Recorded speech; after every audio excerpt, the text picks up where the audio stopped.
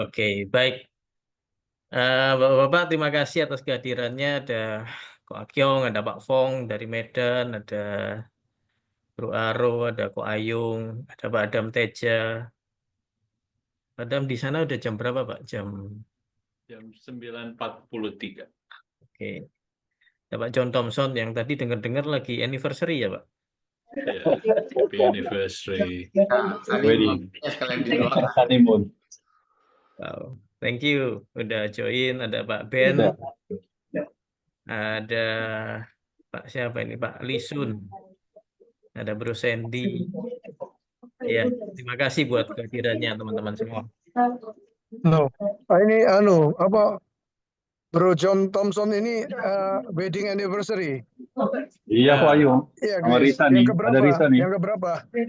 29, Ko Ayung. 29. Oke, kalau gitu ayo teman-teman angkat tangan kita, arahkan kita bawa doa ya. Reza mana? Reza, Sini, gandengan tangan Risa. ya. Sini. Ya, haleluya, haleluya.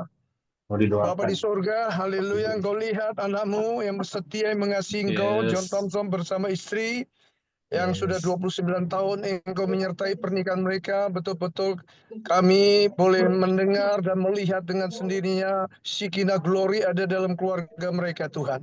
Haleluya, biar terus pernikahan mereka makin Tuhan, makin harum, makin indah seperti anggur Tuhan yang terus haleluya manis Tuhan hubungan mereka, dan bahkan akan menjadi contoh buat anak-anak cucu mereka, Tuhan. Terima kasih Bapak untuk kesehatan yang limpah buat Reza dan juga John Thompson, Tuhan.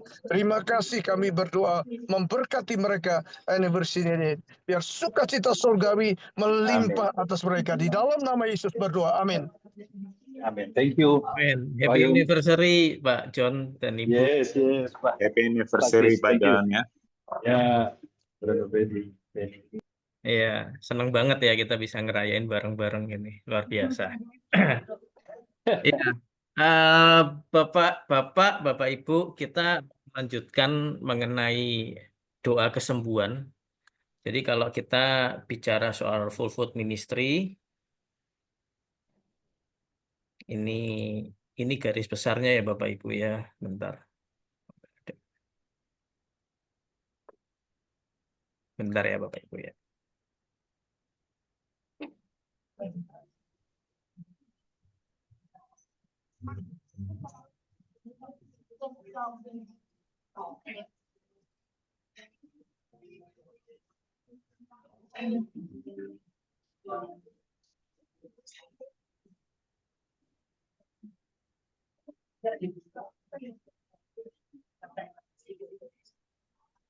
Nah, ini Bapak Ibu ya. Jadi kalau kita bicara full food ministry, garis besarnya itu adalah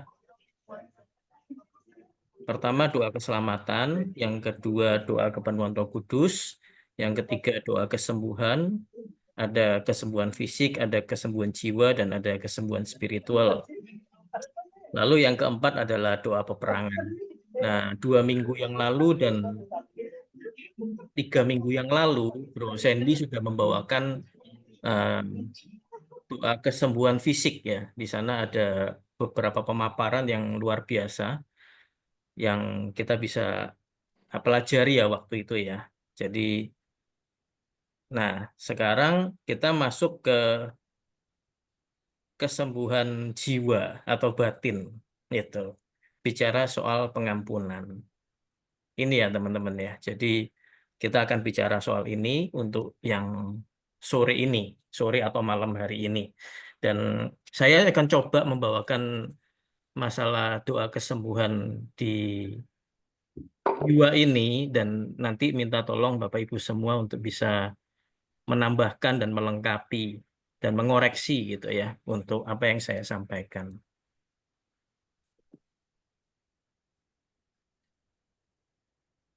Saya mau share screen satu.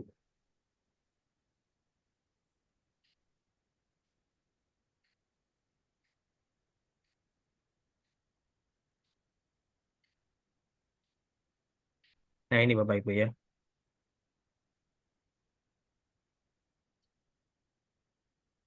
Bicara soal jiwa atau batin, teman-teman semua, eh, saya akan bawakan semampu saya dan mohon ditambahkan dan dikoreksi karena banyak senior-senior yang ada di sini. Baik, ini tadi yang kita lihat teman-teman. Jadi doa kesembuhan ada tiga aspek. Yang pertama adalah kesembuhan fisik, secara fisik orang sakit eh, apa namanya, sakit batuk, sakit pilek, sakit sakit kanker, sakit stroke, jantung dan lain-lain secara fisik disembuhkan karena kita percaya bahwa mujizat masih terjadi sampai hari ini. Saya percaya Bapak Ibu semua juga banyak kesaksian-kesaksian yang sudah Bapak Ibu alami dalam dalam sepanjang umur hidup Bapak Ibu. Yang kedua adalah soal jiwa. Soal jiwa ini bicara soal pengampunan. Ayatnya ada di Amsal 28 ayat 13.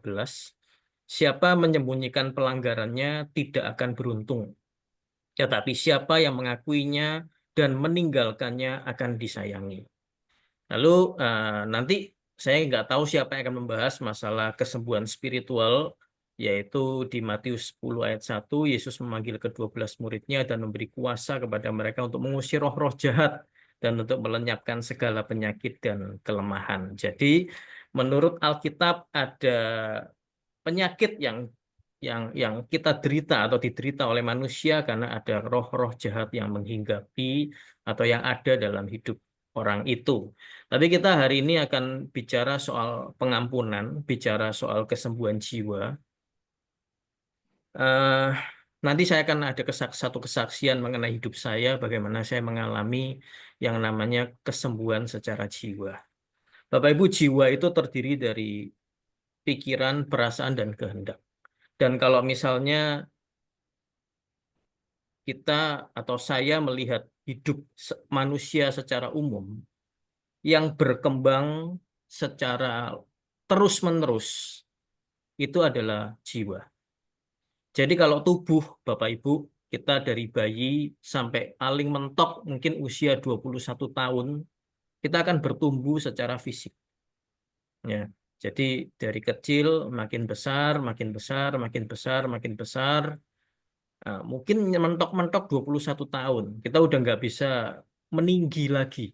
Gitu ya. Badan kita udah tidak bisa meninggi lagi. Kalau memang ukurannya mini ya mini, kalau ukurannya besar ya besar. Gitu kira-kira. Bapak Ibu ya. Jadi itu soal tubuh. Dan ketika kita udah memasuki usia yang udah lebih senior gitu, tubuh tubuh jasmani kita makin lama makin merosot. Gitu. Nah, jiwa itu akan bertumbuh terus, Bapak Ibu. Jadi jiwa itu seperti apa ya? Seperti kertas putih atau seperti kalau dulu zamannya kaset itu ya, kaset kaset untuk muter lagu itu, seperti pita kaset yang terus-menerus berputar. Apapun yang kita alami, apapun yang kita rasakan dalam hidup kita sehari-hari itu mempengaruhi jiwa kita. Mempengaruhi pikiran, mempengaruhi perasaan, mempengaruhi kehendak kita. Dan apa yang kita tampilkan hari ini itu adalah terpengaruh dari apa yang kita rasakan, apa yang kita pikirkan, dan apa yang kita kehendaki pada masa lalu kita. Dan ini yang seringkali menurut saya buat orang Kristen atau buat gereja atau buat pelayanan, kadang-kadang tidak diseriusin gitu sama hamba-hamba Tuhan atau sama gereja gitu. Luka luka jiwa atau luka batin ini seringkali mengganggu pertumbuhan rohani kita. Gitu. Karena tiba-tiba muncul gitu. Tiba-tiba muncul. Kayak saya ini kan saya di dalam hidup saya ketika saya remaja itu saya pernah mengalami hal yang nggak enak gitu ya, teman-teman ya, Bapak Ibu semua ya. Jadi eh, hati saya itu tergores, jiwa saya itu terkoyak waktu itu. Jadi saya menjadi orang yang nggak percaya diri. Saya jadi orang yang minder, yang nggak bisa tampil di depan, yang nggak berani gitu ya. Jadi seorang yang penakut gitu. takut ditolak, takut tergores, takut begini, takut begitu. Itu yang mempengaruhi hidup saya sampai satu titik akhirnya saya dilepaskan. Nah, ini yang kita mau belajar, ya. Dan kita mau tahu mau belajar dari seorang tokoh Alkitab yang bernama Daud gitu, teman-teman. Jadi Daud ini menurut saya adalah seorang yang secara jiwa mungkin dia berpotensi untuk jadi sakit, untuk jadi terluka gitu. Ya, banyak banyak penafsiran-penafsiran yang mengatakan bahwa sebenarnya Daud ini kemungkinan adalah anak yang ditolak oleh bapaknya. Sehingga pada waktu Nabi Samuel akan mengurapi anak Isai yang menggantikan Saul, Daud itu tidak dipanggil, Bapak Ibu. Jadi dia dibiarkan di padang menjaga 2-3 ekor domba. Begitu kata Alkitab. Banyak hal yang menggores jiwa Daud, hati Daud. Lalu ketika dia menjadi seorang pahlawan dari bangsa Israel, ketika dia bisa seorang diri mengalahkan raksasa dari bangsa Filistin yang namanya Goliat. Ketika itu mungkin Daud merasa, wah ini adalah waktuku, waktu saya untuk menonjol gitu. Waktu saya untuk dipakai sama Tuhan menjadi panglima. Tapi kenyataan berkata lain, Bapak Ibu. Kenyataannya dia disuruh pulang lagi dan menggembalakan kambing domba lagi. Dan dipanggil ketika Saul mengalami gangguan dari roh-roh jahat. Jadi pekerjaan Daud adalah sebagai penghibur Saul, pemain kecapi dalam istana raja. Sampai satu titik akhirnya Tuhan angkat terus dan angkat terus hidup Daud sehingga menjadi panglima Raja Israel. Ketika itu pun akhirnya dia dikecewakan lagi oleh mertuanya sendiri yaitu Saul dan dia dikejar-kejar menjadi buronan nomor 1 di negara Israel, di bangsa Israel. Sampai dia harus melarikan diri ke musuh daripada Israel yaitu Filistin. Jadi banyak sekali goresan-goresan yang terjadi dalam hidup Daud. Tapi Daud ini adalah orang yang luar biasa. Dia sembuh secara secara total dari kehidupannya, dari jiwanya ini sehingga Tuhan pakai dia menjadi raja yang terbesar di Israel. Ini adalah nyanyian pujian Daud di Mazmur 103. Nyanyian pujian Daud dari Daud, pujilah Tuhan hai jiwaku. Sorry. Ya. Pujilah Tuhan hai jiwaku, pujilah namanya yang kudus hai segenap batinku. Pujilah Tuhan hai jiwaku, dan janganlah lupakan segala kebaikannya. Dia yang mengampuni segala kesalahanmu dan menyembuhkan segala penyakitmu. Ini adalah pujian Daud yang luar biasa dari Mazmur pasal 103. Bapak Ibu nanti boleh baca secara lengkap isi Mazmur dari 103. Bagaimana Tuhan menyembuhkan jiwa Daud sehingga pulih dan dia menjadi seorang raja yang luar biasa, raja yang terbesar dari bangsa Israel. Saya juga kalau membaca kisah Daud, saya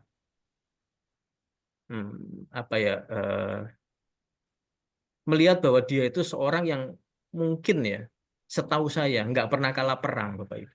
Selalu menang perang, luar biasa. Tuhan menyertai kehidupan Daud secara maksimal ketika Daud sudah pulih dalam jiwanya.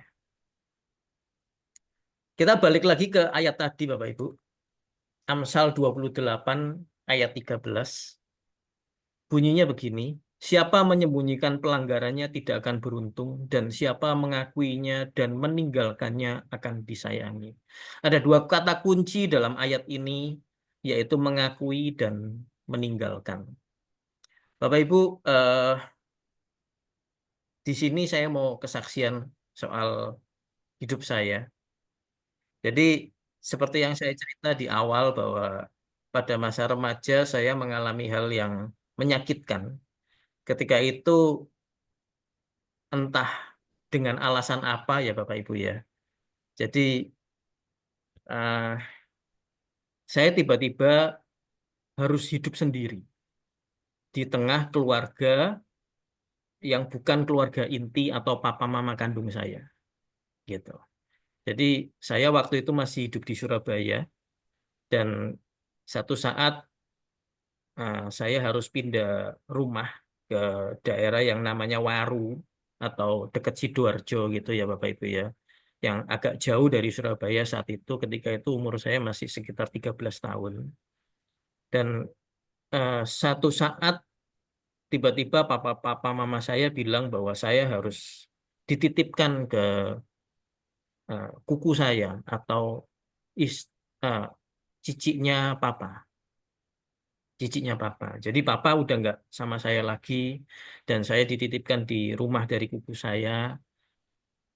Dan saya 3 saudara, ada kakak saya dan adik saya. Nah, kuku saya punya 2 rumah, kakak dan adik saya di rumah yang satu dan saya di rumah yang lain. Jadi benar-benar sendiri Bapak Ibu, menjalani hidup sebagai seorang remaja umur 13-14 tahun ketika itu. Nah, itu menyakitkan dalam hidup saya. Itu sebuah tragedi menurut saya dalam hidup saya yang membuat saya drop. Kenapa? Karena usia-usia di mana saya butuh bimbingan yang lebih dari papa mama kandung saya, tiba-tiba mereka nggak ada. Gitu. Hari itu belum ada zaman handphone yang canggih ya Bapak Ibu ya. Jadi kurang komunikasi. Saya nggak bisa telepon papa mama saya nggak bisa hubungin dia. Saya kalau mau ketemu ya menunggu papa mama saya datang ke rumah saya dan itu jarang Bapak Ibu, nggak terlalu sering gitu. Nah, ketika itu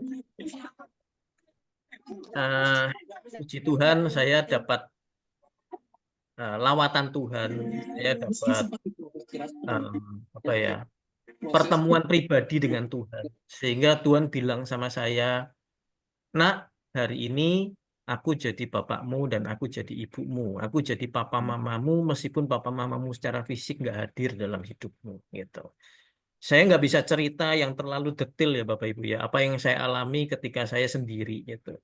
Tapi satu hal yang saya bisa gambarkan adalah bahwa kuku saya itu punya 5 orang anak dan 5 orang anak itu cowok semua dan sudah besar-besar. Yang mana yang paling kecil itu 5 tahun di atas saya. Jadi dia udah kuliah hari itu. Gitu. Saya masih anak SMP, dia sudah kuliah gitu. Dan yang paling gede itu 12 tahun di atas saya. Sehingga jarak kami itu terlalu besar dan saya seringkali mengalami pembulian di rumah itu. Gitu. Nah, itu yang saya alami ya Bapak Ibu. Dan itu menyakitkan dan menggores jiwa saya.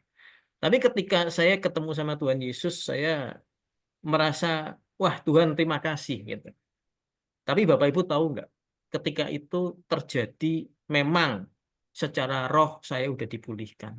Tetapi ternyata secara jiwa saya belum dipulihkan. Saya masih punya kepahitan dengan orang tua kandung saya. Saya punya kepahitan dengan papa saya. Saya punya kemarahan dengan papa saya.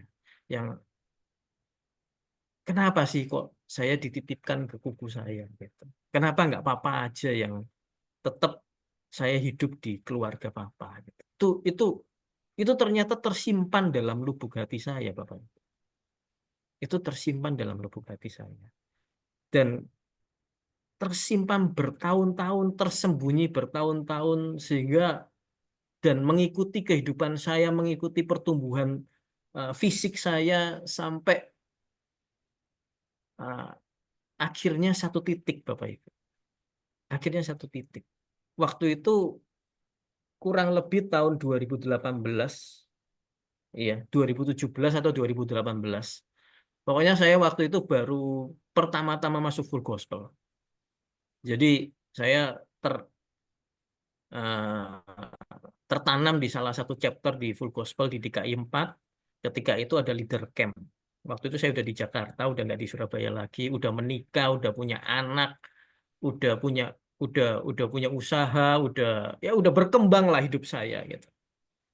Udah berkembang. Nah, ketika itu ada leader camp di puncak hari itu saya datang ke leader camp itu, dan ketika itu di leader camp itu yang membawakan adalah tim dari Pria Sejati, Bapak Ibu. Nah, waktu itulah saya apa ya Bapak ya. Jadi ketika itu ada tantangan, ada altar call, dan ketika itu bicara soal pengampunan akan orang tua, akan papa. Wah, hati itu nggak tahan. Hati itu tiba-tiba nggak tahan. Eh, saya maju Bapak Ibu ya. Saya merasa bahwa saya perlu pemulihan ini. Dan ketika saya maju, saya nggak tahan dan saya nangis. Dan ketika itulah ada seorang leader yang datang dalam hidup saya. Dia peluk saya. Dia peluk saya, dia bilang, Chris, ampuni papamu. Anggap aku papamu dan ampuni aku. Waduh, itu peristiwa yang saya nggak bisa lupakan sampai hari ini. Gitu. Dan ketika itu jiwa saya seperti ada yang balut. Seperti Tuhan itu datang lagi dan bilang, ini next levelnya. Nah, kamu waktu itu sudah mengalami aku. Tapi sekaranglah waktu next levelmu untuk mengampuni orang tuamu, mengampuni papamu. Wah, puji Tuhan Bapak Ibu. Saya mengalami breakthrough waktu itu.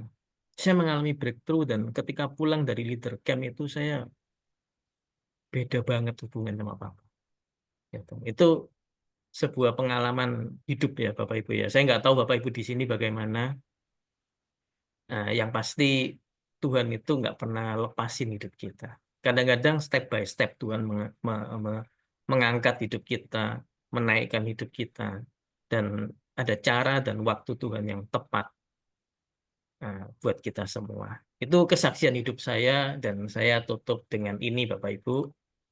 Oh, sebelum saya tutup, saya masih ingat apa yang disampaikan oleh Pak Vincent waktu itu, bahwa ketika kita sudah selesai, kita udah beres, jiwa kita udah dibalut sama Tuhan, jiwa kita sudah disembuhkan oleh Tuhan. Perhatikan apa yang masuk ke dalam jiwa kita. Asupan yang kita konsumsi, Bapak Ibu. Ini slide saya ambil dari materinya Pak Vincent ya, Bapak Ibu ya. Jadi apa yang kita konsumsi, apa yang kita lihat, apa yang kita dengar, apa yang kita cium, apa yang kita kecap, dan apa yang kita raba, mempengaruhi pikiran kita, mempengaruhi tindakan kita, mempengaruhi perbuatan kita. Input mempengaruhi output. Dan itu akan menjadi kebiasaan dan karakter dalam hidup kita. So, ketika kita sudah dipulihkan oleh Tuhan, mari kita perhatikan apa yang masuk dalam hidup kita, terutama apa yang kita lihat, apa yang kita dengar. Jaga mata, jaga hati, jaga pikiran, jaga pendengaran kita. Itu sebuah tips dari Pak Vincent supaya kita bisa menjaga hidup kita, jiwa kita tetap berpaut sama Tuhan. Oke, itu aja sharing saya dan saya tutup dengan Happy Chinese New Year 2025. Kong Sifat Jai Wan Serui Sinian Kuailo. Berkati. Luar biasa. Wow, thank you Bro Chris. Thank you semuanya. Bapak-bapak semua yang sudah mendengarkan, thank you sudah didengarkan dan boleh ditanggapi, boleh kesaksian dan semuanya. Silakan Bapak Ibu, Pak Adam, Ko Akyong, Pak Fong, Bro Aro, silakan. Pak Indarto, silakan. Atau Bro Sandy, mau nambahin sesuatu Bro Sandy?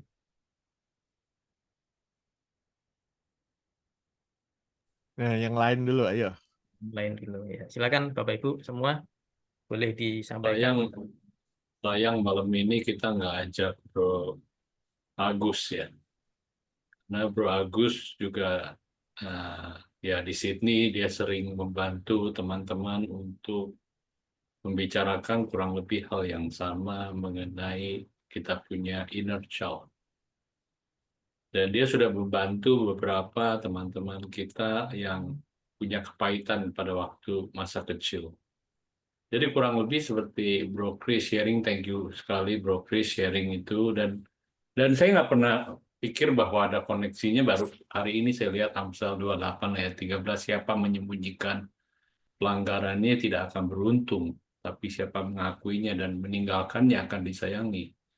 Ini kurang lebih, kadang-kadang saya kalau Bro Agus share itu saya pikir mungkin dia melihat dari segi counseling ya, karena dia seringkali mengajak teman-teman itu untuk discover, untuk menemukan kita punya inner child ya, waktu masa kecil kita, merenungkan, diam, dan kemudian di sana dia melihat bahwa ada teman-teman yang akhirnya menemukan kesembuhan karena kesembuhan luka batin yang biasanya sangat tersembunyi, tapi waktu dia menggali sendiri hal itu, dia akhirnya mungkin juga ada kesempatan untuk berbicara kepada orang tentang dia punya inner child, juga untuk kadang-kadang memaafkan diri sendiri.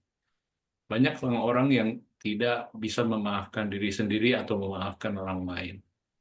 Ini mungkin saya mau minta masukan dari teman-teman yang lainnya. Apakah inner child healing itu biblical nggak ya? Jadi gimana hubungannya? Karena kadang-kadang kalau dicari juga nggak tahu gimana connect-nya, kecuali saya baru lihat aja hari ini. Mungkin connection-nya itu di Amsal 28 ayat 13. Ya, senior-senior yang lain boleh nanti bantu saya supaya saya ngerti. Thank you.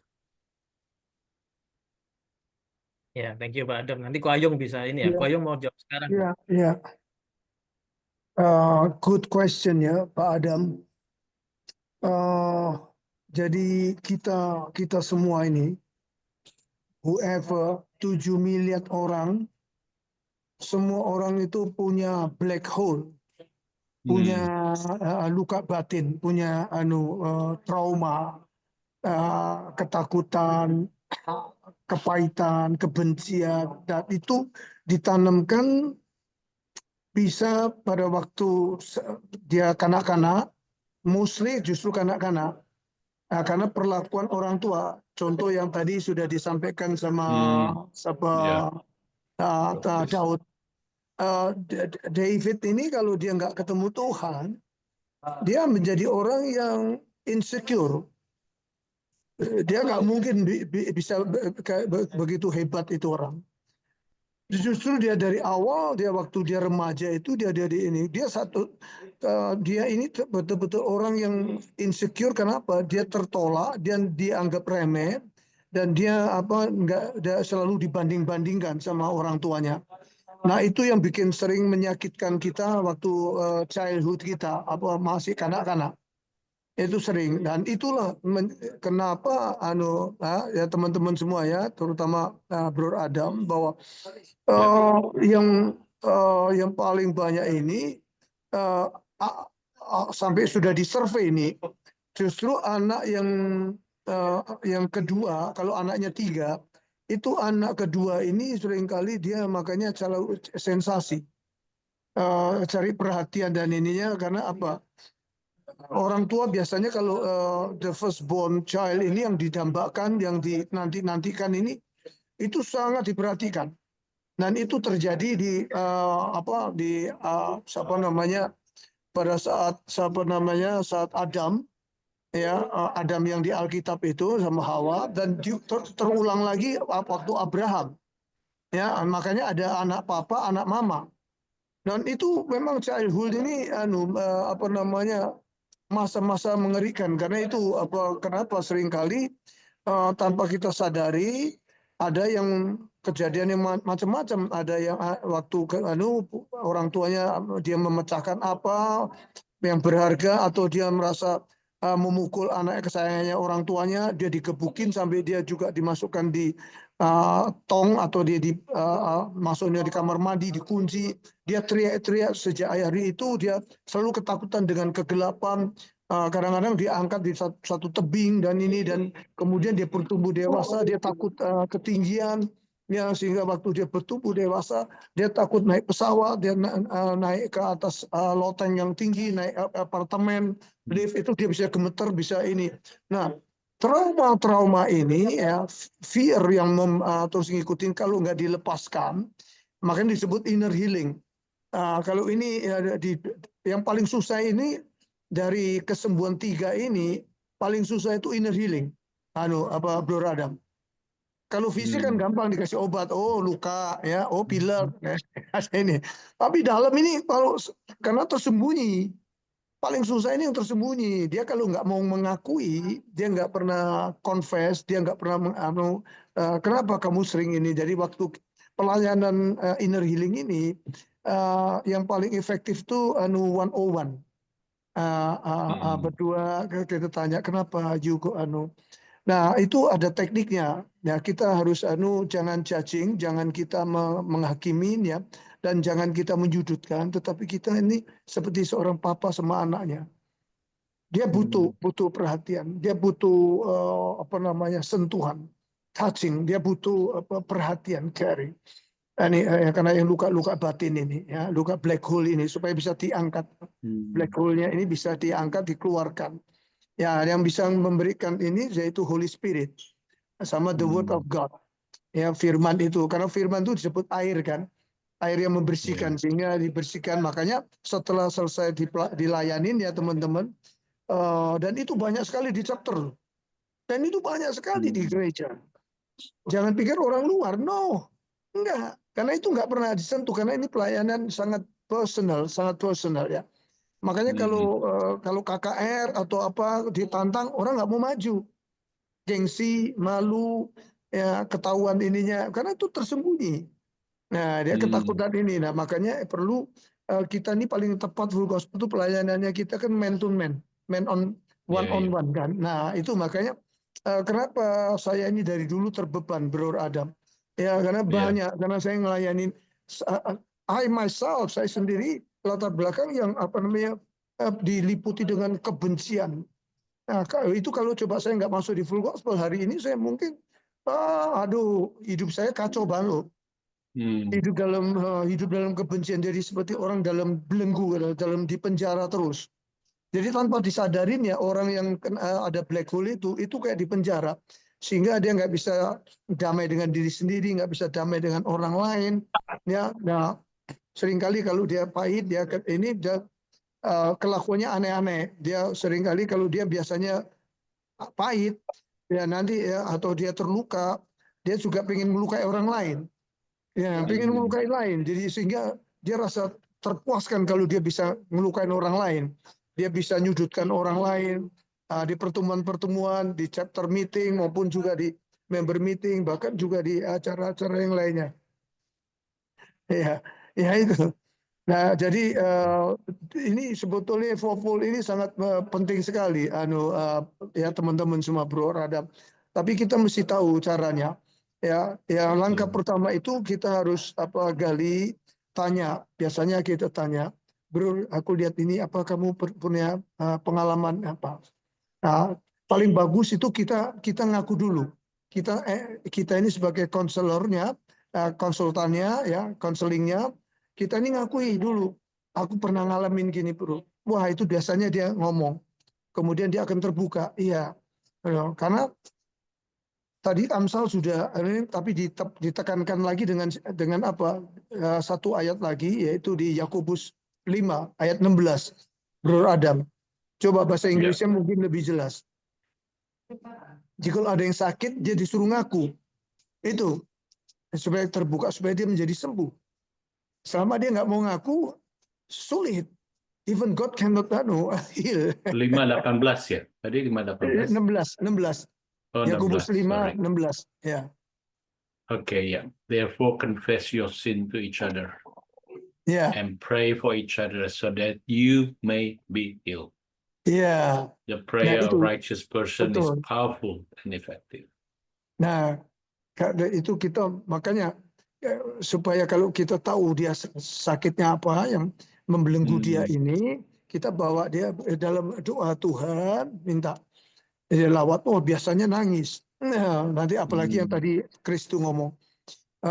Waktu tahun berapa ya, 6 tahun yang lalu kita bikin camp, prayer camp. Saya juga kaget itu. Semua peserta 30 orang maju semua. Punya masalah waktu saya tantang. Everyone, termasuk Brother Lukman. Dia Iya, iya. ada ketakutan, dia ada ini waktu ceritanya Bro Lukman kan sudah kesaksiannya kan sudah kan sering disaksikan bagaimana dia dulu tubrukan tabrakan sehingga anak tunggal dari orang Surabaya, teman baiknya soulmate-nya dia ini yang dulu di Amerika tinggal satu kamar sama dia itu mati teman. Iya, jadi Lukmannya juga hampir mati. Waduh, dia merasa bersalah terus itu. Sehingga nggak tenang tuh Bro Lukman. Sekarang udah luar biasa dia pulih. Nah waktu itu semuanya maju. Saya ngelayanin termasuk Brother Alin. Waduh, dia ngalami kecewa, dia ngalami kepahitan sama mamanya. Mamanya pilih kasih sama adiknya. Saya baru tahu itu waktu di camp itu. Padahal sudah ada puluhan tahun itu di Surabaya. Sama saya nggak pernah ininya. Waktu acara camp, enaknya kalau di camp itu kan nggak terlalu banyak orang. Sehingga saya bisa ngelayanin. Waduh, waktu nangis semuanya, waduh, udah kayak histeris. Jadi luka-lukanya itu karena ini kan diangkat sama Tuhan. Jadi begitu indah Tuhan bekerja Holy Spirit. Sejak itu saya melihat ya, kalau orang sudah dipulihkan ya, Bro Adam, inner healing ini sakit mental sickness ini, ya itu kan Agus itu juga mempelajari, tapi dia lebih cenderung konseling kan, dia lebih banyak ke arah ini ya, nggak apa-apa. Tapi yang paling powerful tuh kalau kita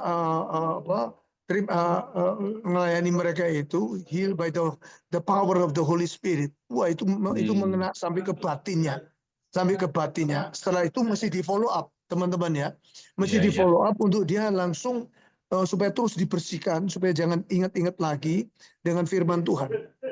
The word of God itu terus supaya kasih beberapa ayat untuk dia renungkan supaya dibersihkan terus sampai dia total ngalami pemulihan total sehingga menjadi yaitu newborn person. Barang siapa dalam Kristus yaitu dia adalah ciptaan yang baru itu. So ini penting sekali ya. Semua yang lama harus dibuang. Ya, yang baru terbit ya. Kira-kira itu. Yang tadi Pak Ayung bilang tentang anak tengah ya. Itu mid child syndrome. Jadi sindrom anak tengah. Saya pernah satu hari itu mengundang satu teman suami istri dan dia bawa anak 3. Dari meja makan kita lagi ngobrol, saya melihat kalau anak yang tengah itu ada mid child syndrome. Jadi gini, papa mamanya kalau anak yang pertama ngomong, langsung diperhatiin. Anak yang paling kecil yang perempuan ngomong, langsung diperhatiin. Kalau yang tengah ngomong, nggak didengar. Jadi dia tuh cuman gini ngomong, akhirnya dia tunduk muka, udah gitu dia diam, mudah. Nah saya melihat itu, waktu itu saya melihat, loh, itu aku. Itu saya, karena saya juga ada mid child sebenarnya. Ya ini pengakuan ya, aku ada mid child syndrome. Saya anak nomor 5 dari 6 keluarga. Jadi tiap kali juga kalau di meja makan dengan orang tua, ya koko saya ngomong, mama langsung number one son pasti diperhatikan. Adik saya yang paling kecil ngomong, udah itu anak kesayangan. Ya anak-anak yang di tengah tuh kayak saya. Nggak kebagian ngomong karena mau ngomong nggak pernah ada orang tua juga nggak dengar. Ya itu begitu lah, itulah mid child syndrome. Ya mungkin nanti doain saya juga karena itulah saya suka sering minder.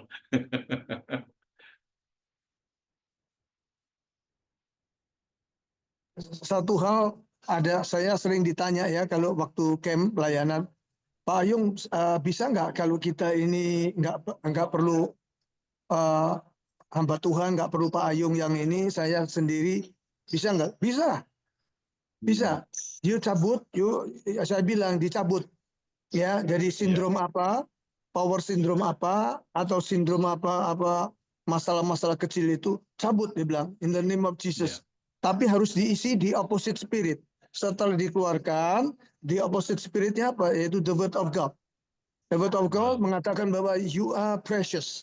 Kita ngomongin sambil kita di kaca bilang, hey Adam, You are precious in the eye of God. Yeah, you belong to Jesus. Your body is Yes. the temple of God. Yeah, Yes. yeah, you are the image of God. Nah, itu Yes. diucapkan, Bros. So kita nanti akan the spirit of God itu, spirit Raja Wali, kingdom of God itu nanti muncul. Ya itu ya. Bro Adam. Jadi selalu kalau kita Ya. melayani teman-teman ya, melayani untuk inner healing, itu setelah kita orang itu dilepaskan, jangan lupa untuk apa yang dia alamin ini, firmannya apa, itu yang selalu dia ucapkan. Ya, sampai dia pulih sehingga jati dirinya, identitasnya dia muncul. Nah, itu dia pulih Iya, ya. iya. Akan ada yang minder ya, insecure, Iya. ya yang selalu yang dikecewakan. Dia bilang ya, selalu kalau yang dikecewakan, yang ada kebencian itu selalu ingatkan bahwa kalau setelah dia diampunin, dia minta ampun, selesai, dia selalu nanti ngomong sendiri, ya, God crucified himself, Tuhan sudah mati buat saya. Nah, dia selalu ngecek, Bang, ya, aku sudah ditebus. My living God of Israel, Jesus, my Savior, my Redeemer is live. I already be redeemed. Ya, itu aku telah ditebus. I'm precious. Nah, itu selalu diucapkan, supaya di follow up orang tersebut, supaya jangan jati dirinya nanti dia bisa kumat lagi. Nah, jadi dia dikuasai dengan firman pikirannya, hatinya. Nah, ini dia akan sembuh total nanti. Sembuh total. Ya. Jadi semua ada di Alkitab, semua ada apa yang kita alamin itu Tuhan mau. Memang Tuhan itu kita harus paham betul bahwa Tuhan itu dia mengorbankan ya untuk menanggung dosa kita, untuk menanggung penyakit kita, dan untuk menanggung kemiskinan kita. Itu harus kita itu meyakinkan orang itu bahwa dia itu mau menyembuhkan kita itu dengan cara Tuhan Yesus itu selalu dengan apa tuh? Perkataan, the word of God. Ya, kemudian dengan touching, ya, sentuhan. Ya, kemudian ada 5 hal. Ya, yang ketiga untuk dia menjamah di mana sakit ya, makanya waktu di banyak itu di Alkitab ya, yang katakan pada waktu Yesus menjamah jubah, orang itu menjamah jubah Yesus, atau Yesus menjamah orang itu matanya atau apa, dia segera sembuh. Ya, by touching. Kemudian yaitu dengan penumpangan lay hand, tumpangan tangan. Nah, ini yang dilakukan dari kita. Dan juga kalau dengan perkataan profetik, dengan perkataan nubuat. Ya, biasanya. Ya, biasanya kalau ketakutan, jangan takut. Karena Allah tidak memberikan roh ketakutan, tapi roh yang membangkitkan. Ya, ada Roh Kudus dalam dirimu. Ya, kalau dia ketakutan akan kegelapan, dia takutan takut. Jangan takut, saudara. Ya, karena roh Allah sudah tinggal di dalam dirimu. Ya, karena roh Allah, roh Kudus itu lebih besar dari roh apapun juga dalam dunia ini. Nah, suruh dia nanti ucapkan itu 1 Yohanes 4 ayat 4b itu, Bro Adam. Wah, itu orang itu nanti dia makin powerful, makin dia ini. Jadi selalu mengucap firman itu. Kalau kemiskinan, dia merasa dia selalu gagal dalam bisnis, dalam ini dia ucapkan bahwa pertama dia harus sadarkan orang itu bahwa setelah dia dipulihkan ya dari kutuk kemiskinan, atau dia mungkin dia pernah melakukan mencuri, kamu jangan mencuri lagi ya. Tapi biar kamu jangan lagi mau cari keuntungan orang lain. Tuhan itu sumber berkatmu. Berkat Tuhan yang menjadikan kamu kaya, susah payah tidak menambahnya. Nah, itu ayat-ayat itu mesti dia harus dihafal. Ya, jadi banyak hal yang kita itu ngalami semua, fear, disappointed, kesakitan dan semuanya itu. Nanti kalau nggak disembuhkan ya inner healing ini, dia akan ngantem ke jiwa. Nah, pasti ngantem, nanti asam lambung naik, begitu dia nanti ada takut lagi, ada khawatir, cemas, itu asam lambung naik, lama-lama ngantem ke jantung. Kan sayang pada kita mau dipakai sama Tuhan maksimal. So we have healthy. Makanya itu ya selalu diingatkan ya, Paulus setiap perjalanan kemana dia ngunjungin ya, dia ngunjungi Timotius, biar engkau tetap sehat. keadaanmu baik-baik roh, jiwa, Hmm. tubuhnya. Selalu Paulus tuh bilang gitu, roh, jiwa, tubuhmu. Nah, ya itu Bro Adam ya. Yes, masih Pak. Masih. Mungkin ada pertanyaan atau mungkin ada pengalaman, ada yang ini, silakan nggak apa-apa. Oke, Sandy. Oke, tadi Broky sudah sign out ya, lagi ada ini ya, praise and worship katanya. Oke, kita lanjutkan. Ada siapa lagi yang mau sampaikan sesuatu atau mau nambahin atau mau lengkapi? Kalau enggak, saya tambahin sedikit aja. Tadi yang melengkapi apa yang Broky sampaikan mengenai Raja Daud. Raja Daud punya ayah itu Isai. Itu kan keturunan dari Ruth dan Boaz, cucu. Nah, Isai itu dia berhasil hidup dengan secara demikian, dia itu termasuk Sanhedrin. Ini nggak ada di Alkitab, tapi ada di sejarah bangsa Israel, di Midrash. Di Midrashin dan di Talmud, itu ada. Dan itu mahkamah agama. Entah bagaimana, sebelum Daud dilahirkan, Isai itu tidak cocok dengan istrinya, mungkin kalah gengsi atau apa, istrinya keturunan Yahudi murni, sedangkan Isai itu kan campuran. Jadi mereka pisah. Nah, berdasarkan ini ada di sejarah bangsa Yahudi. Kita nggak tahu karena di Alkitab nggak jelas. Kita cuma tahu di dalam Mazmur 69, Daud mengatakan dia ditolak oleh oleh saudaranya dan ayahnya, dan ibunya tinggalkan dia. Dan emang ternyata sudah misah. Gitu. Itu ada. Jadi broken home-nya itu ada. Dari gambar diri yang rusak dari Isai juga ada turun-temurun. Dan juga ternyata dalam keadaan misah itu, diam-diam saat ini terjadi, jadi ini sejarah berulang kembali.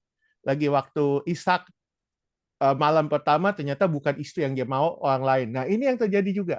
Jadi tanpa dia sadar, Ishak itu tidur dengan calon mantan istrinya. Nah, dari situlah Daud dilahirkan. Nah, berdasarkan hukum Yahudi ini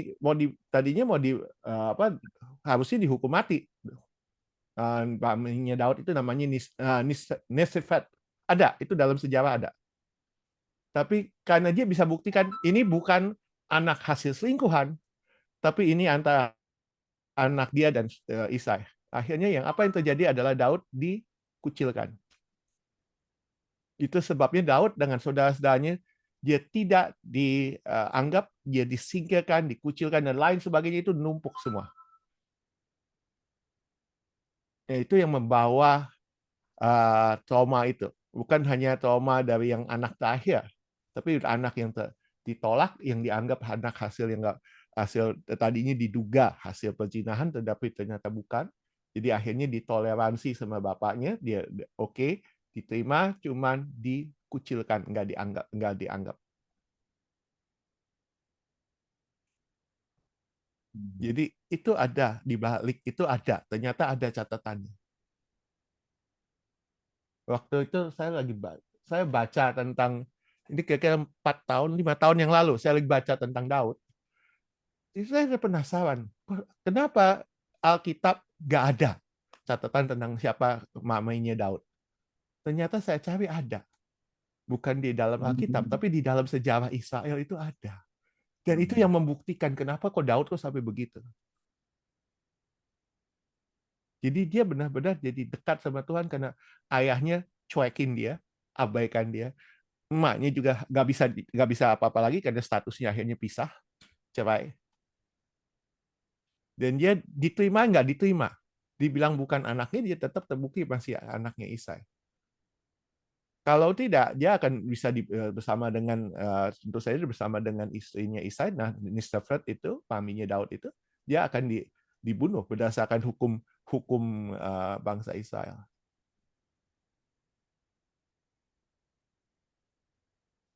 Tapi kita lihat bagaimana Tuhan Tuhan membuka kesempatan, Tuhan yang dia datang kepada Tuhan dan Tuhan jawab dia.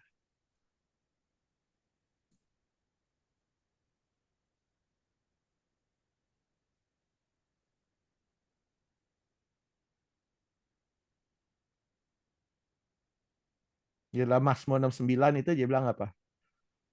Di dalam kitab dalam ini ya, pendeskripsiannya dia sebagai orang yang bahkan orang miskin, diremehkan, dianggap rendah, nggak punya teman sedikit pun, nggak ada, dia adalah seorang yang disiksa.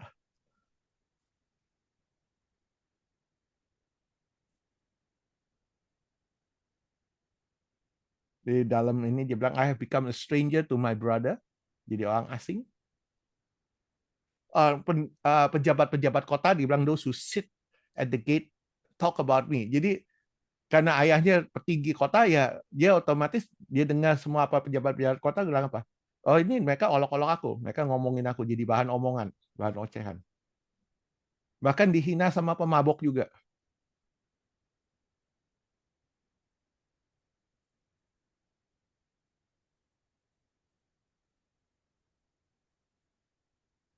Mereka tawarkan apa empedu di makananku dan memberikan cuka untuk melepaskan dahagaku. Itu ayat yang dipakai, bahkan itu jadi penggenapan dari saat Yesus juga, tapi ini berasal dari pengalaman Daud pribadi. Jadi Anda lihat apa yang terjadi itu.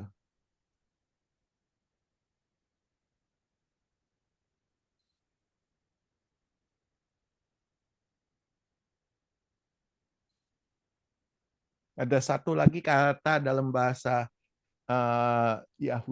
Inggrisnya, dan dibilang David appearance is ruddy. Ruddy itu red. Red itu apa? Moab. Jadi dia ngambilnya dari lebih ke pihak suku Moab, penampilannya lebih ke suku Moab dibandingkan suku bangsa-bangsa Yahudi. Nah, di situ banyak sekali faktor-faktor itu menumpuk dari mulai ayah, ibu, penampilan, ke posisi, kedudukan, semua.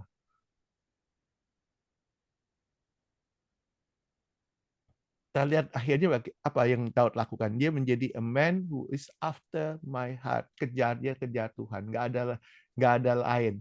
Itu sebabnya Mazmur mulai dari Mazmur 20-an awal sampai dengan Mazmur 30, bahkan 40-an. Lalu jeritan Daud apa? Vindicate me, oh Lord. Buktikan, bela aku. Vindicate itu bela dan nyatakan. Nah, salah satu cara kita bisa disembuhkan itu adalah cara pembelaan Tuhan. Dan satu hal yang Daud belajar. Nah, ini kita pasti kalau di dalam kita dimanapun, di dalam pelayanan, di FGB atau di rumah, di keluarga, bahkan di bisnis, pasti akan mengalami kekecewaan. Tapi Daud belajar apa? Dia bilang, I will comfort myself. Dia bisa sedemikian rupa, dia semangatin dirinya sendiri. Itu mencegah, bukan hanya mengobati, memulihkan, tapi itu mencegah. David comfort himself in the Lord, di dalam Tuhan. Itu lebih lanjut lagi. Jadi bukan hanya kita dipulihkan, disembuhkan, seperti yang tadi Ko Ayung lakukan untuk pengajaran ini, tapi untuk next step-nya apa? Comfort yourself in the Lord. He encouraged himself, he comfort himself in the Lord. Dia bangkitkan semangatnya sendiri di dalam Tuhan. Nggak akan kalau kita lihat kenyataannya, kita satu kali kita ngalami, dua kali kita ngalami, tiga kali kita ngalami, mungkin masih kecil kan. Nah, itu sesudah satu tingkat disembuhkan, tapi it won't stop. Pasti ada orang yang akan lakukan itu. Itu yang saya belajar. Satu hal yang saya belajar dari hidupnya Daud. He encouraged, he comfort himself in the Lord, di dalam Tuhan. Oke, ada yang lain? Bro Abo mau nambahin? Mau saksian? Bro John? Ada banyak ini. Oke. Ya, silakan. Saya ya. Memang Daud itu menjadi contoh yang perfect untuk bicara tentang jiwa ya. Pembahasan kita adalah tentang kesembuhan batin, kesembuhan jiwa. Dan tepat sekali kalau Ko Ayung tadi bilang, dari 7 miliar yang ada, yang manusia yang ada, bukan mostly, all semua itu memiliki permasalahan di jiwa gitu, ya nggak? Ya. Dan kalau tadi kita bahas tentang pelayanan kepada orang-orang yang bermasalah dengan jiwa, coba saya lengkapi dengan kita-kita ini, teman-teman. Selama kita tinggal di dalam tubuh ini dan kita memiliki jiwa, kita pun masih berpotensi masih berpotensi kalau kita tidak bertumbuh, kalau kita tidak berubah di dalam pikiran, kan? Tadi kan dikatakan oleh Brother Chris, jiwa itu adalah pikiran, kemauan dan kehendak. Gitu. Kalau makanya masalah pikiran ini nggak main-main, benar-benar kita harus bertumbuh dewasa matang gitu. Nah, baru-baru ini gini, teman-teman. Baru-baru ini saja saya menyimak baik-baik gitu ya, memperhatikan detail gitu, dalam gitu. Karena memang benar sekali hati kita itu, jiwa kita itu misteri gitu ya, misteri teman-teman ya. Dan lapangan perang dari hidup kita itu di jiwa, di dalam pikiran. Iblis itu menyerang, accuse kita itu melalui pikiran kita, melalui jiwa kita. Gitu. Makanya dia dikatakan mendakwa kita siang dan malam loh. Siang dan malam loh. Kalau kita tidak hidup, tidak tinggal di dalam Kristus dan Kristus tidak tinggal di dalam kita kalah. Nggak mungkin kita bisa mengalahkannya gitu. Jadi kita yang sudah ada di dalam pelayanan ini, teman-teman, kita pun harus bertumbuh. Makanya tepat sekali ketika tadi Ko Ayung, yang saya mau sampaikan itu disinggung-singgung oleh Ko Ayung, disinggung oleh Brother Sandy, dan dengan manis tadi ya Bro Chris menyampaikan materinya ya, bagus banget gitu. Nah, yang disinggung Ko Ayung tadi itu tentang barang siapa yang ada di dalam Kristus, dia itu ciptaan baru. Saya simak gini, teman-teman. Yang saya bilang baru-baru ini kok kayak meloncat di dalam perhatian saya, bahwa teman-teman, kalau dikatakan bahwa barang siapa tinggal di dalam Kristus, dia adalah ciptaan baru, yang lama itu sudah berlalu, yang baru itu datang. Kalau boleh saya sandingkan, teman-teman, itulah sebenarnya kita ini kata Yehezkiel begini, Yehezkiel ya kalau nggak salah ya teman-teman ya, yang mengatakan, aku akan memberikan kepada mereka hati yang baru dan roh yang baru, bla bla bla, dan aku tidak akan mengingat-ingat lagi dosa pelanggaran mereka. Kenapa jiwa kita sakit? Adalah karena dosa sebenarnya. Udah dosa, teman-teman. Dosa itu kan kita tahu, dosa itu adalah lack of truth, kan gitu ya. Dosa itu adalah salah sasaran gitu. Salah sasaran. Makanya saya bilang kita pun masih berpotensi kalau kita tidak terus tinggal di dalam Kristus dan Kristus tinggal di dalam kita, dia serang jiwa, dia serang pikiran kita, dia masih bisa bongkar-bongkar kesalahan kita, masa lalu, kan gitu. Makanya kita tak harus mengerti identitas kita, siapa di dalam Kristus. Nah, kalau kita tahu, kalau datanglah penuduh itu ya, penuduh itu yang siang dan malam, yang menuduh kita tentang dosa kesalahan kita, kita benar sekali tadi dikatakan hanya firman yang bisa mengalahkannya, nggak ada yang lain, teman-teman. Cuma firman gitu. Dan hebatnya kita, inilah gunanya ya, kita udah berapa tahun belajar, ini memang penting loh. Ini benar-benar pendewasaan ya, pertemuan kita seperti ini. Firman, dan firman itu adalah Kristus. Dan dia itu pedang gitu ya kan. Selengkap senjata Allah itu adalah Kristus itu sendiri gitu. Saya pun menjadi apa ya teman-teman ya, saya sendiri terus dibangun gitu, terus dimatangkan oleh Tuhan untuk bisa benar-benar memasuki pelayanan yang khususnya pelayanan kita ini di the body of Christ ministry ini, yang kata Pak Fong itu pelayanan apa ya Pak Fong? Pelayanan Pak Fong bilang pelayanan yang tidak apa ya, tidak apa namanya, kerinduan kita itu benar-benar hanya untuk Tuhan gitu. Makanya ketika Bro Chris, Bro Sandi tadi bilang bahwa Daud adalah the man After in God's own heart. Ya. after God's own heart gitu ya. Karena apa gini? Ini yang kedua yang saya simak baru-baru ini teman-teman. Daud salah satu dia mendapatkan kualifikasi itu adalah karena jiwanya itu merindukan Tuhan itu seperti rusa yang merindukan air. Kerinduan kita, kerinduan saya, apakah sudah sampai seperti rusa yang merindukan air? Kerinduan saya, jiwa saya, apakah sudah sampai kepada tanah yang kering yang merindukan air, teman-teman? Apa ya? Makanya saya bilang Daud itu melankolis rasanya. Daud itu walaupun dia pahlawan yang gagah perkasa, tapi di dalam Tuhan kalau kita lihat apa Mazmurnya, teman-teman, di akhir hidupnya saya bisa membayangkan. Makanya dia kan di akhir hidupnya itu dia menyendiri, bukan?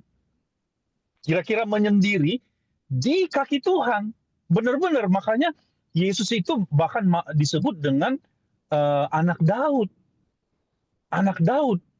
Jadi teman-teman, kalau berbicara jiwa, khususnya kita yang akan terus melayani supaya kita kuat, tidak seperti apa namanya, supaya kuat dalam melayani ke depan ini, benar-benar memang harus sampai kepada standar atau quality seperti Daud, hatinya gitu.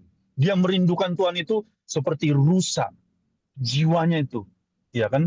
Bahkan satu hal lagi, yang ketiga, teman-teman, dia bilang, hai jiwaku, yang Ko Ayung tadi bilang, hai jiwaku. Bayangkan nih, jadi coba perhatikan teman, ketika dia katakan itu, dia berkata kepada jiwanya, right? Artinya dia itu seperti terpisah kepada jiwanya, tapi dia seperti perintahkan kepada jiwanya, gitu ya.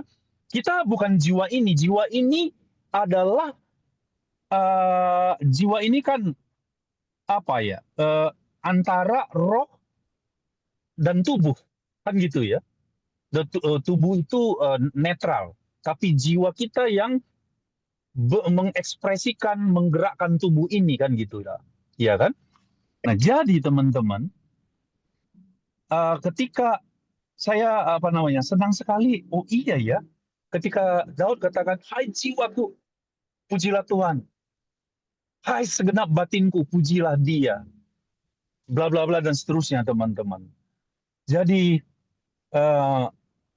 melengkapi apa yang disampaikan, oke lah kita melayani apa namanya man to man apa, tapi mari kita pun terus bertumbuh di dalam pengenalan akan Tuhan dan kita terus mengenal Dia intim, dekat, ya kan?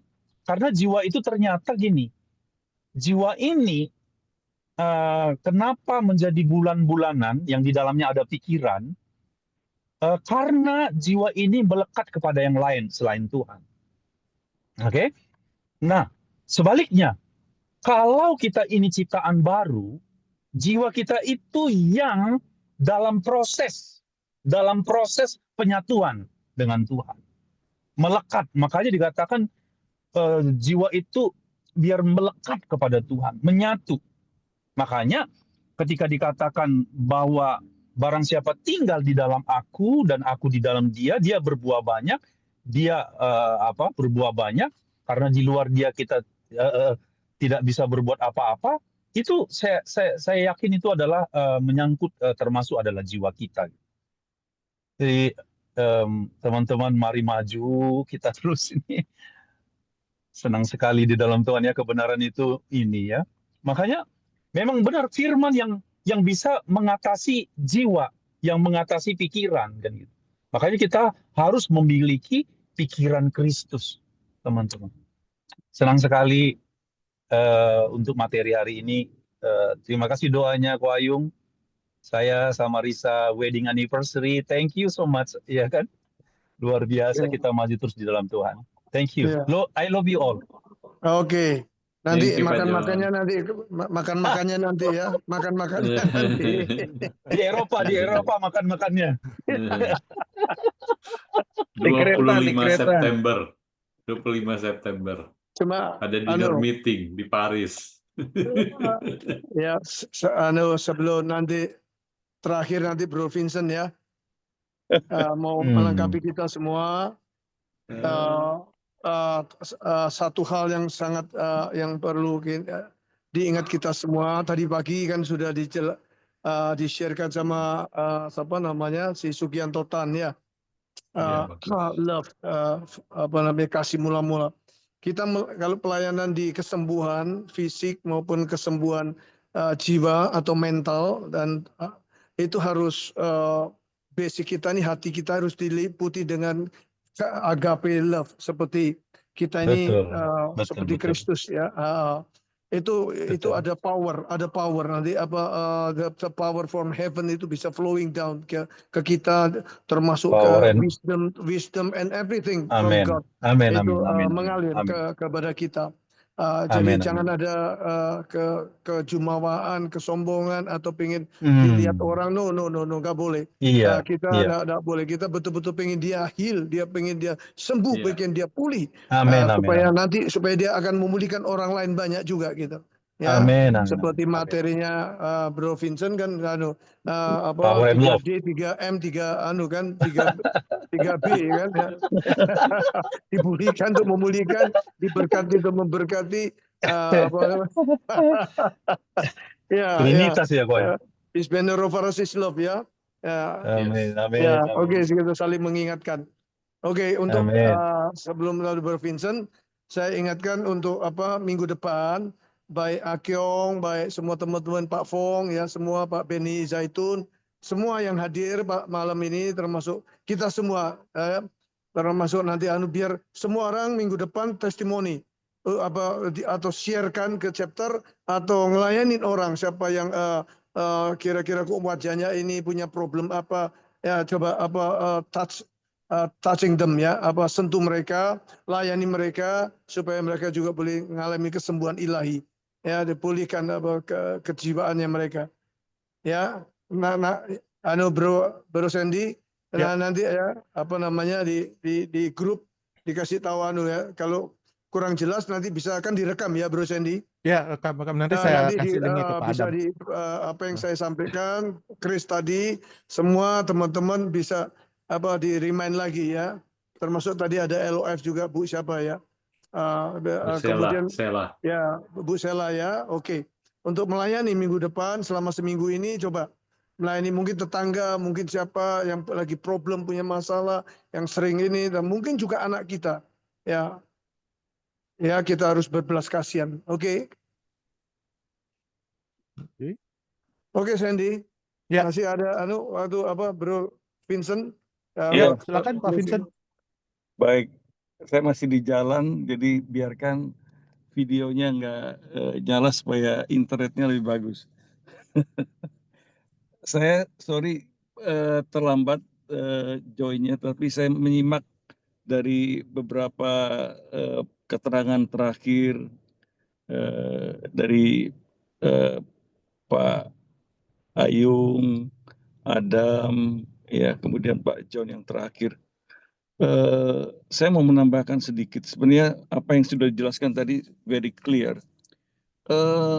Ada dua pengertian mengenai definisi manusia. Ini juga penting sekali bagi kita ya.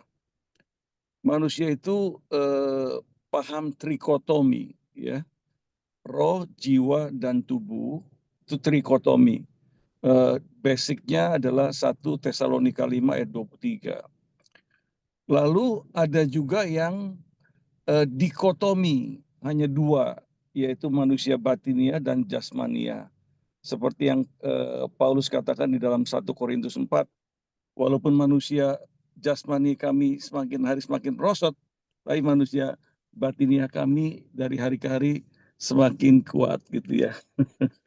Nah, yang satu lagi adalah perkataan Tuhan Yesus sendiri di Matius 10 ayat 28. Matius 10 ayat 28, betul. Janganlah kamu takut kepada mereka yang dapat membunuh tubuh, tapi tidak berkuasa membunuh jiwa.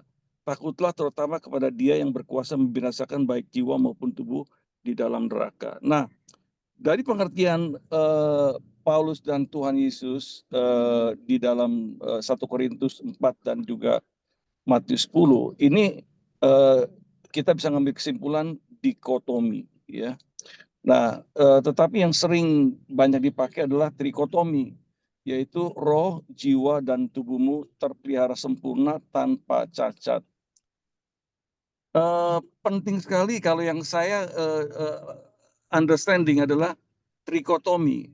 Harusnya tubuh dan jiwa itu tunduk kepada roh kita. Roh kita adalah pusat keberadaan yang terdalam dari manusia. Manusia sungguhnya itu adalah ada di rohnya, spirit.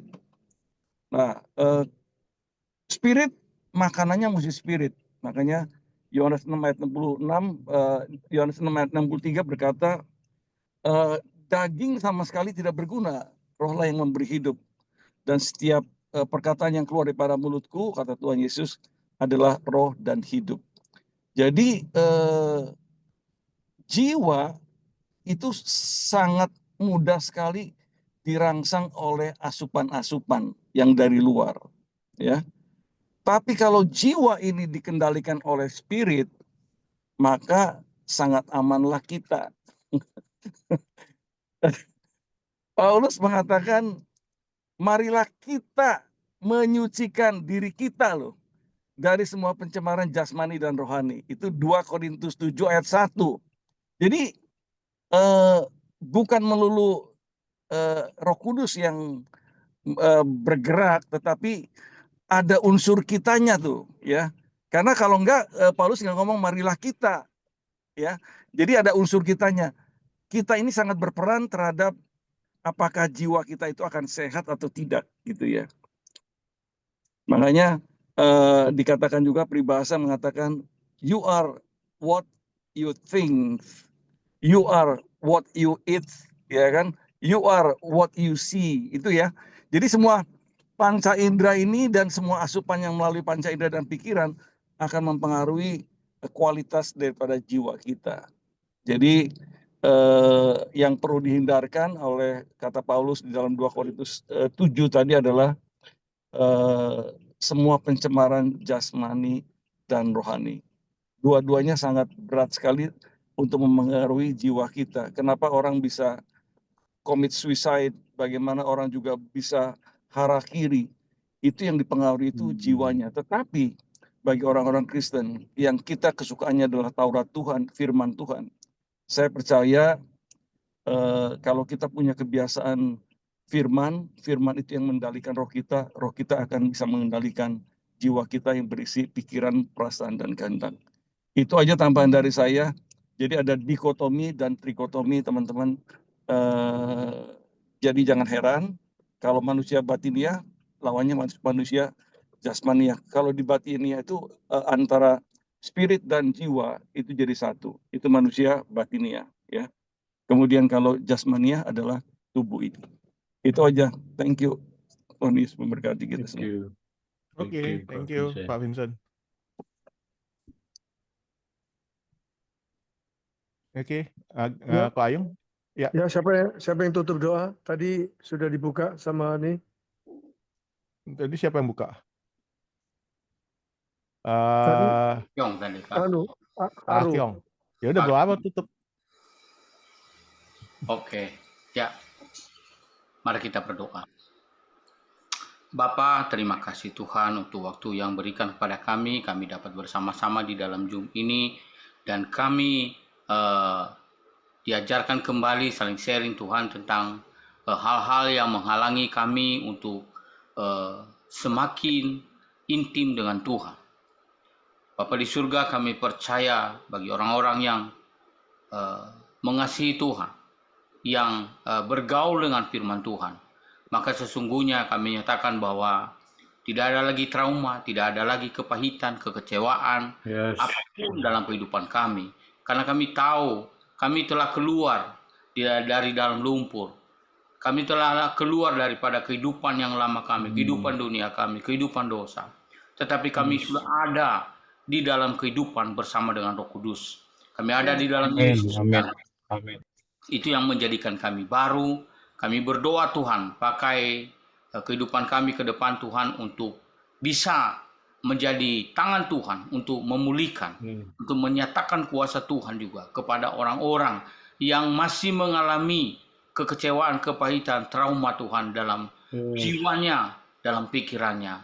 Kami bersyukur Tuhan, Tuhan terus tempa kami, Tuhan terus urapi kami dengan kuasa Roh Kudus-Mu, supaya kami menjadi persembahan yang berbau harum di hadapan Tuhan. Sebentar kami akan berpisah, kami percayakan kehidupan kami ke dalam tangan Tuhan. Biarlah nama Tuhan dimuliakan senantiasa dalam kehidupan kami. Dalam nama Tuhan Yesus kami berdoa, haleluya. Amin. Amin. Amin. Amin. Amin. Thank you.